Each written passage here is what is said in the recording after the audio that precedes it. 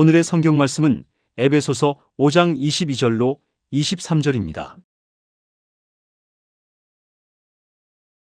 아내들이여 자기 남편에게 복종하기를 주께 하듯 하라. 이는 남편이 아내의 머리됨이 그리스도께서 교회의 머리됨과 같음이니 그가 친히 몸의 구주시니라. 아멘. 저는 오늘 이 시간에 왜 많은 가정들이 파괴되고 있는가, 이와 같은 제목으로 말씀을 나누고자 합니다. 우리 사회의 가장 기초적인 단위가 바로 가정입니다. 그리고 가정의 기본적인 구성 요소가 부부인 것입니다. 이러므로 남편과 아내의 관계가 원만하지 못해서 파괴되면 그 가정이 파괴된 가정을 많이 가지고 있을수록 그 사회는 불안하고 그 국가는 위약해지고 마는 것입니다. 가정이란 하나님께서 인간 사회 속에 만드신 가장 첫 제도인 것입니다. 그러므로 하나님께서는 가정을 대단히 중요하게 여기십니다.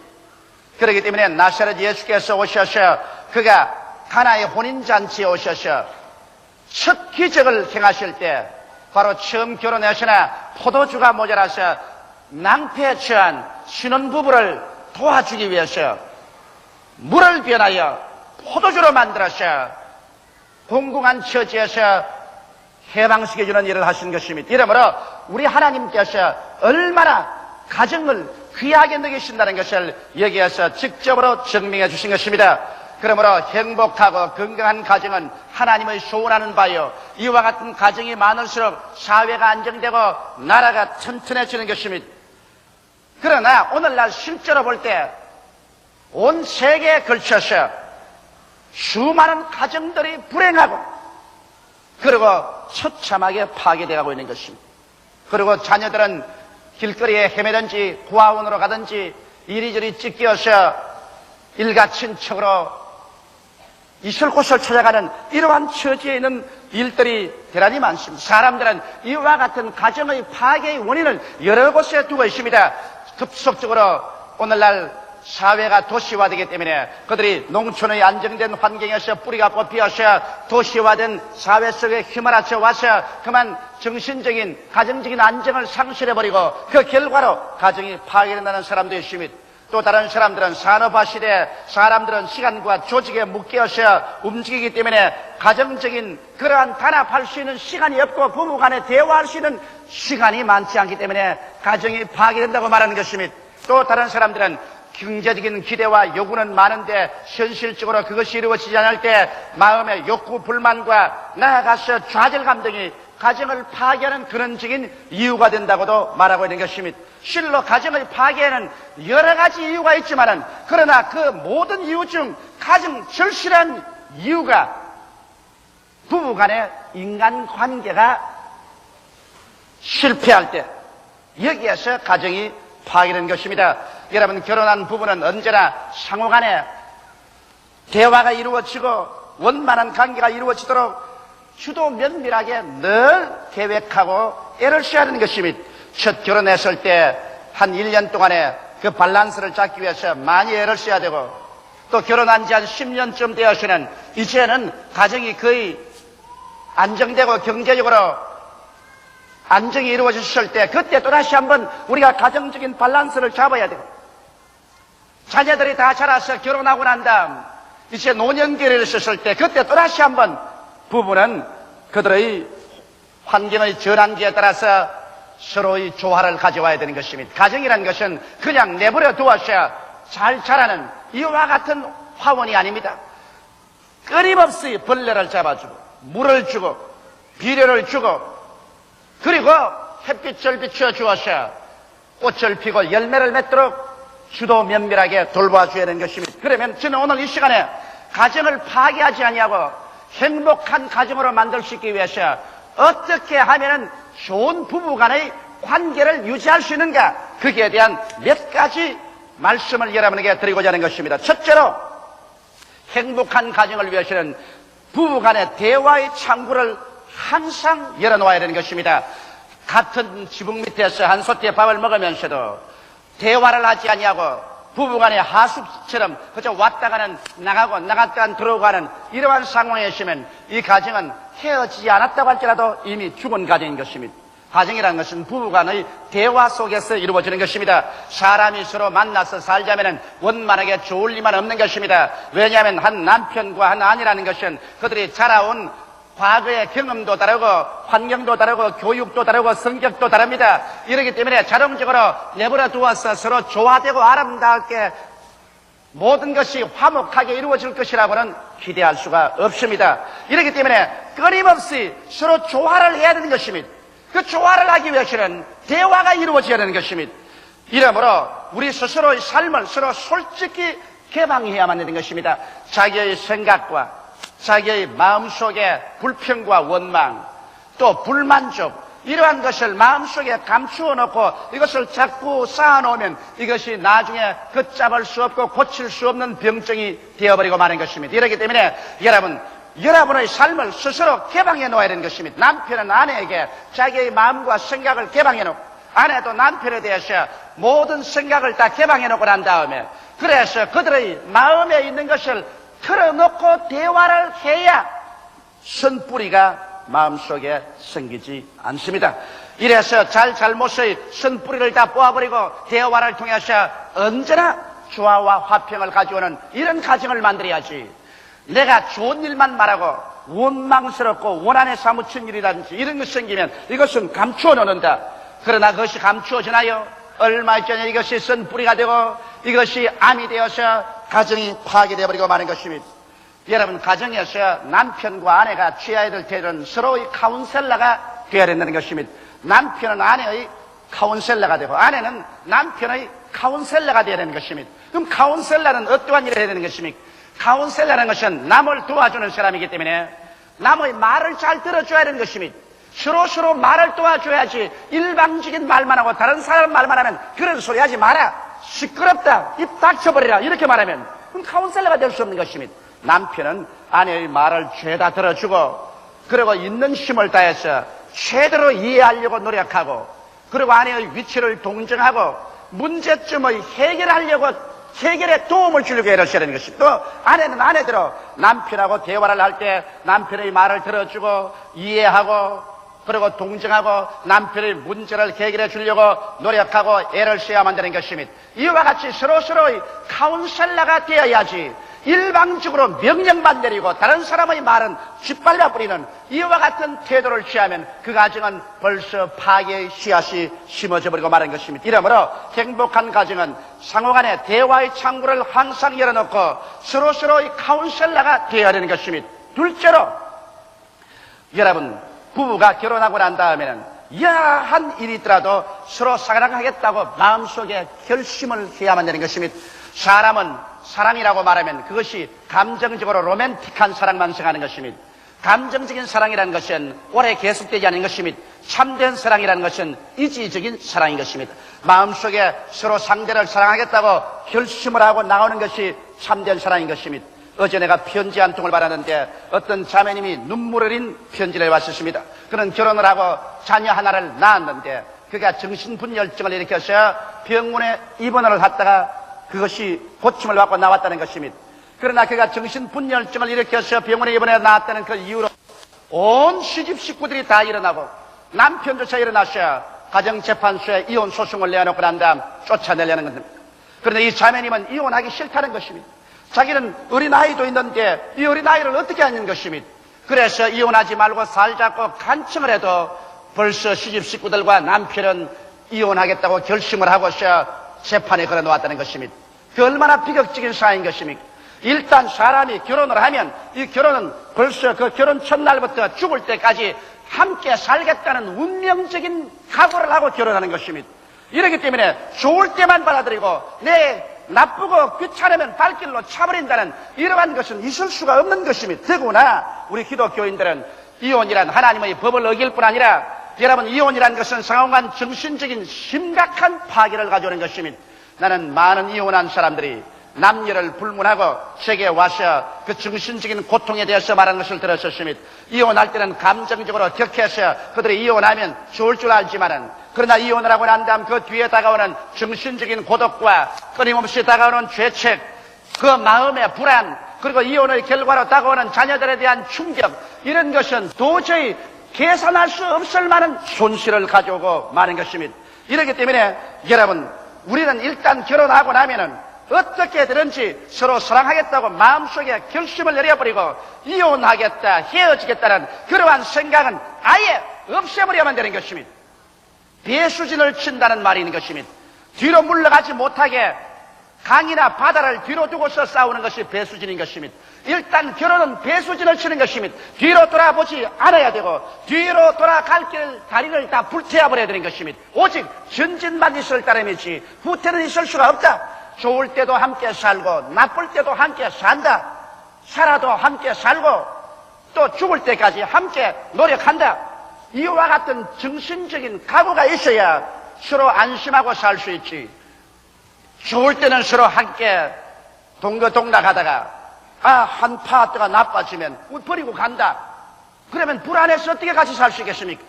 이러므로 행복한 부부관계, 행복한 가정생활인 것은 한 번 결혼하고 난 다음에는 그 다음 다시 뒤를 돌아보지 않는다는 각오가 있어야 되는 것입니다. 예수님께서도 잔기를 들고 뒤를 돌아보는 자는 천국에 합당하지 않다고 말한 것입니다. 가정도 꼭 마찬가지인 것입니다. 이러므로 여러분께서 행복한 가정, 행복한 부부의 관계를 이루려면 한 번 결혼하면 다시 뒤를 돌아보지 말아야만 되는 것입니다. 저는 하도 결혼 주례식을 많이 하기 때문에 결혼 주례할 때마다 형형색색의 남편과 아내들을 바라봅니다. 내가 생각하기에는 이 사람들은 행복하게 보인다. 이 사람들은 문제가 있겠다. 이 사람들은 장차 많이 싸우겠다. 이 사람은 내 주장이겠다. 이 사람은 남자가 주장을 하겠다. 대개 이제 보면 알게 되는 것입니다. 그런데 저는 요사이 내 생각을 해봅니다. 조용기, 네가 총각으로 돌아가셔 다시 결혼을 한다면 어떤 여자하고 결혼하겠는가? 내가 곰곰이 생각해 봤습니다. 그 결과 대답이 나왔습니다. 내가 총각으로 돌아가서 다시 결혼한다면 현재 있는 내 아내 김성희하고 결혼을 하겠다.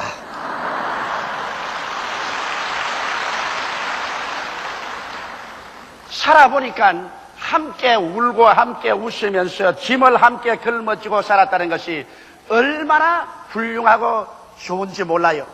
그리고 또 살아가면 결점은 자꾸 사라지고 장점만 자꾸 보고 살아야지. 결점을 자꾸 들춰내고 살면은 자기도 불행해지고 남도 불행하게 만들어버리고 마는 것입니다. 이 세상에 완전한 사람은 한 사람도 없습니다. 자기도 완전하지 못한데 누구를 완전하다고 요구하는 것입니까? 이러므로 일단 결혼했으면 여하간 어떻게든지 서로 사랑했다고 결심해야 행복한 부부관계와 가정을 가질 수가 있는 것입니다. 셋째로 여러분, 행복한 가정생활을 위해서는 상대를 자기의 이상형이라고 강요하지 말아야만 되는 것입니다. 인간은 태어날 때부터 개성과 인격을 갖고 태어납니다. 이 개성과 인격이 짓밟힐 때 서로 마음의 상처를 입고 그리고 교제가 끊어지고 마는 것입니다.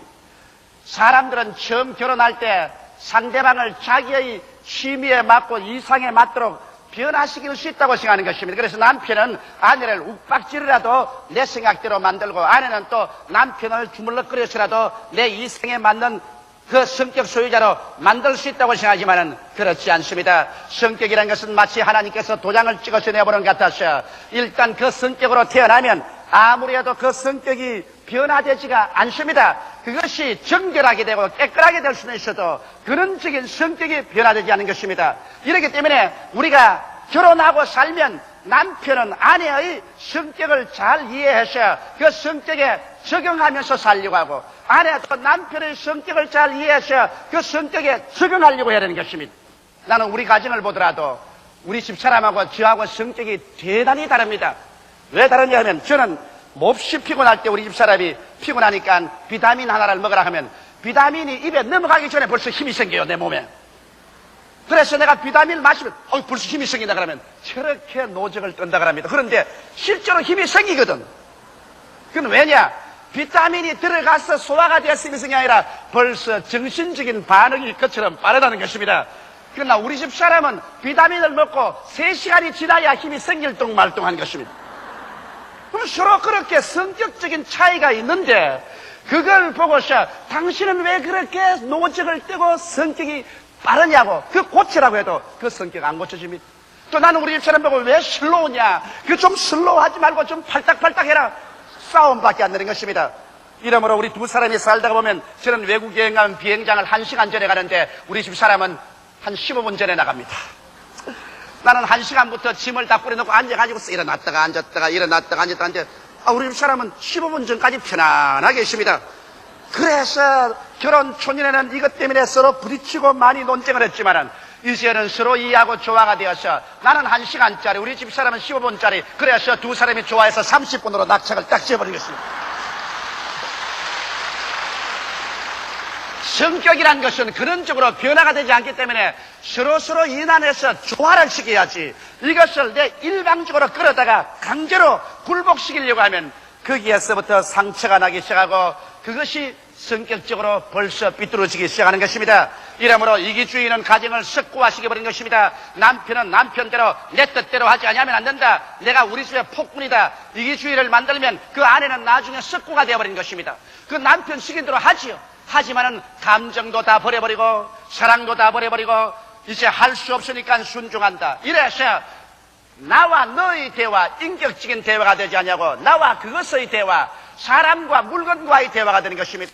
할 수 없이 내가 살아가기 위해서는 어찌할 수 없이 너와 교제를 해야 되기 때문에 이제는 인간적으로 나는 대하지 않는다. 나는 하나의 물건으로 대한다. 그래서 나와 그것의 대화가 이루어질 때 비극적이 되는 것입니다. 나는 많은 가정이 그런 가정 형태로 된 것을 보았습니다. 남편들이 내 주목 안 하면 우리 집 사람 꼼짝도 못해. 내가 고함하면 꽉 지르면 우리 집 사람이 그대로 순종해. 그런 말을 하는 남편들을 많이 보는데 나는 그 말을 들을 때 당신의 가정은 나와 너의 관계가 아니라 나와 그것과의 관계가 이루어지고 있다는 것을 저는 당장 직감할 수 있는 것입니다. 순종을 하지요. 그러나 이제는 사람으로서 취급하지 않고 이제 무관심으로서 순종하는 것입니다. 아내도 그와 같습니다. 남편에게 자꾸 바가지를 긁고 남편을 괴롭히고 몹시 고통을 주고 자기 고집대로 자꾸 주장하면 남편이 점점 약해져 가지고서 나중에는 그 부인을 시키는 대로 하는 것 같지만은 인간적인 대화는 끊어지고 나와 그것과의 대화가 이루어지는 것입니다. 남편이라는 것은 결혼 초년에는 상당히 강하지만은 실제로 자식을 낳고 살아가면 점점 약해지는 것입니다. 부인은 처음에는 어린 양같이 되어서 시집으로 오나 자식을 낳고 세월이 지나갈수록 점점 호랑이가 되어가는 것입니다. 이러기 때문에 실제로 남편이 굉장히 강한 것 같아도 나중에 지나고 나면 굉장히 약해지는 것입니다. 이러기 때문에 서로의 고집을 부려서 상대를 내게 굴복시키려고 하면은 결과적으로 나와 그것과의 대화 속에는 행복이 없어져 버리고 마는 것입니다. 나와 너와의 대화 속에서 서로 이해하고 서로 사랑하고 서로 동정하고 서로 협조하는 삶이 되기 위해서는 상대를 자기의 이상형이 되라고 강요하는 그러한 일이 없어야만 되는 것입니다. 넷째로 행복한 가정은 창조된 자기의 본분을 용납해야 되는 것입니다. 물론 남자는 남자된 것을 후회하는 사람이 별로 없습니다. 남자된 본분을 받아들여서 난 남자로서 살아간다고 하지만은 여자는 여자된 것을 후회하는 사람 내가 많이 보았었습니다. 신앙 상담에 와서 저게 목사님 내가 어쩌다가 여자가 돼가지고서 이렇게 왜 괴롭습니까? 탄식하는데 이것은 아무리 탄식해도 소용이 없습니다. 왜냐하면 창조주 여호와 하나님께서 남자는 남자로 만들어 놓으시고 여자는 여자로 만들어 놓았기 때문에 남자는 남자로서의 자기의 본분을 감사하게 받아들이고 자기 임무와 책임을 다할 것이고 여자는 여자로서의 자기의 본분을 받아들이고 임무와 책임을 다할 줄 알아야만 되는 것입니다. 오늘날 많은 여성들이 여성 자유해방 운동을 주장하고 난 다음 남녀 동등으로서 집에 와서 어린애기 기저귀 가는 것부터 시작해서 부엌에 밥하는 것까지 모두 다 남편과 동등하게 해야 되겠다. 이래서 그 권리를 주장하고 나와서 가정이 묵사발이 되는 사람들이 많이 있습니다. 이와 같이 하지 말고 창조된 자기의 본분을 용납해서 남편은 남편이 할 일이 있고 아내는 아내의 할 일이 있는 것입니다. 그 본분에 감사하고 그게 만족해서 살 때 서로 조화가 되고 잘 살아가지는 것입니다. 해는 해로서의 할 일이 있고 달은 달로서의 할 일이 있는 것입니다. 남자로서 할 일이 있고 여자로서 할 일이 있는 것입니다. 아버지의 일이 있고 어머니의 일이 있는 것입니다. 서로 본분을 가지고서 그것을 만족하고 감사하게 받아들이고 살 때 행복하고 조화된 부부관계가 이루어지고 가정이 이루어지는 것입니다. 다섯째로, 여러분, 행복하고 조화된 가정이 이루어지려면 함께 영적으로 지적으로 성장해야만 되는 것입니다. 저는 많은 안밸런스가 맺어진 가정들을 봅니다. 남편은 대단히 유식한데 부인은 굉장히 무식한 사람인 것입니다. 남편은 신앙이 아주 없는데 부인만 신앙이 아주 좋은 사람이십니다. 이렇게 해서 안밸런스가 되면 이것이 가정에 또다시 하나의 구열이 되는 요소가 되는 것입니다. 처음 결혼할 때는 서로 다 처지와 신분이 맞도록 결혼을 했는데 남편은 세상에 나가서 활동을 하려니까 많이 이야기도 듣고 또 공부도 하고 경험도 많이 했어요. 그러면 남편은 지적으로나 경험적으로 굉장히 상승해버렸는데 부인은 그냥 결혼했으니까 이제 남편이 끝까지 나를 사랑해 주겠지 생각하고 난 다음 집에서 발전을 합니다. 책도 읽지 아니하고 공부도 아니하고 자기 인격적인 개발도 아니하고 그들이기 때문에 한 10년이 지나고 나면 남편은 그 수준이 이만큼 높아지고 부인은 결혼할 때 그대로 있습니다. 그래서 서로 대화가 안 됩니다. 이래서 남편이 아이고 저를 사러 데리고 사느니 목닭을 데리고 살지요. 그런데 점점 남편하고 수준이 맞는 그러한 여성들이 세상에 많이 나타나서 유혹을 해요. 그러니까 남편들이 그만 내 집사람은 저것은 아무것도 모르고 무식하고 현대 모든 사주를 모르니까 지하고 살 수가 없다. 그래서 결국에 가서 가정이 구열되고 마는 것입니다. 이렇기 때문에 여성 여러분은 일단 결혼했으면 나는 자식이나 낳고 집에서 빨래나 하고 집안일이나 돌보고 가정 구석에 처박혀 있으면 됐지. 이로써 마지막이라고 생각하면 큰일 납니다. 남편은 시시각각으로 사회에서 자꾸만 자기 스스로를 개발하고 발전시킵니다. 그렇지 않으면 생존 경쟁에 살아갈 수 없기 때문인 것입니다. 이러므로 여성들도 끊임없이 자기 개발, 자기 향상을 도모해야만 되는 것입니다. 이래서 자기도 남편과 지적 수준이 같도록 점점 공부도 하고 연구를 해서 남편과의 일평생 대화가 될 수 있어야지. 이게서 떨어지면 가정의 구열이 생기는 것입니다. 신앙도 한 가지인 것입니다. 신앙도 부인은 열심한 신앙이는데 남편이 신앙이 없으면 신앙에 대한 이해가 되지 않기 때문에 서로의 교제가 끊어집니다. 이러기 때문에 부인과 남편이 성경도 같이 읽고 교회도 같이 오고 기도도 같이 하면서 신앙적인 대화를 통해서 서로의 신앙적인 수준도 같이 동등하게 향상되는 것입니다.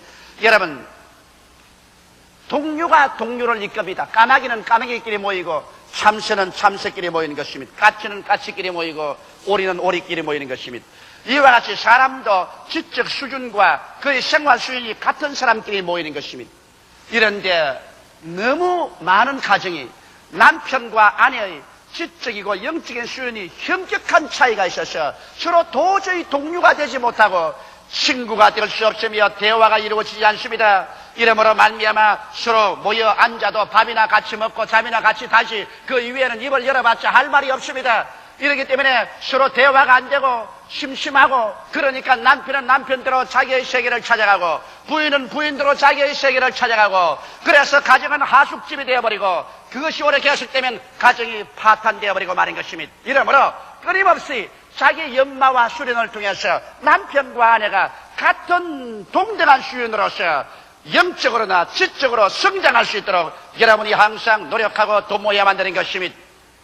여섯째로 행복하고 조화된 가정을 가지기 위해서는 인간적인 감정을 서로 이해해야 되는 것입니다. 사람은 감정적인 존재입니다. 인간이 이성적인 존재라고 하지만 이성은 감정의 뒤에 따라옵니다. 먼저 감정이 폭발하고 난 다음 이성은 뒤에 따라와서 해석을 하는 것입니다. 이렇기 때문에 부부간에 같이 살려면 상대적인 감정을 예리하게 살펴줘야 됩니다. 여러분, 남편은 아내의 감정을 예리하게 살펴야 되고 또 아내도 남편의 감정을 예리하게 살펴야 되는 것입니다.